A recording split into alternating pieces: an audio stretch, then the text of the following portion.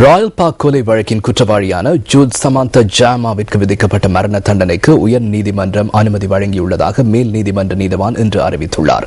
2005ஆம் ஆண்டில் 18 வயதான Ivan Johnson என்ற யுவதி ராஜகிரவில் அமைந்துள்ள ராயல் பார்க் தொடர்மாடி வீட்டு தொகுதியில் வைத்து படுகொலை செய்யப்பட்டிருந்தார்.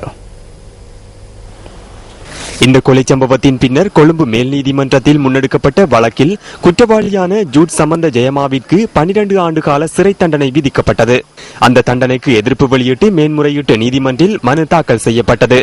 அவருக்கு மேல் நீதிமன்றில் விதிக்கப்பட்ட தண்டனை போதுமானதல்ல எனவும் அது மரண தண்டனையாக அமைய வேண்டும் என சட்டமா அதிபரும் மேன்முறையீட்டு நீதிமன்றத்தில் மனு ஒன்றை முன்வைத்தார். இந்த 2 மனுவையும் பரிசீலனைக்கு எடுத்துக்கொண்ட மேன்முறையீட்டு நீதிமன்றம் ஜூட் சம்பந்த ஜெயமாவினால் முன்வைக்கப்பட்ட மனுவை தள்ளுபடி செய்ததுடன் சட்டமா அதிபரின் மனுவினை கவனத்திற்கொண்டு அவருக்கு மரண தண்டனை விதிக்கப்பட்டது. இதன் அடிப்படையில் தனக்கு எதிராக மேன்முறையீட்டு நீதிமன்றில் விதிக்கப்பட்ட மரண தண்டனைக்கு எதிராக ஜூட் சம்பந்த ஜெயமாவினால் உயர் நீதிமன்றில் மனு ஒன்று தாக்கல் செய்யப்பட்டது. உயர் நீதிமன்றம் அந்த மனுவை விசாரணைக்கு எடுத்துக்கொண்டதுடன் அவருக்கு மரண தண்டனை விதிக்கப்பட வேண்டும் என தீர்ப்பளித்து அந்த தீர்ப்பினை கொழும்பு மேல் நீதிமன்றக்கு அனுப்பி வைத்தது. இதன் பிரகாரம் கொழும்பு மேல் நீதிமன்றம் அந்த தீர்ப்பினை இன்று அறிவித்தது.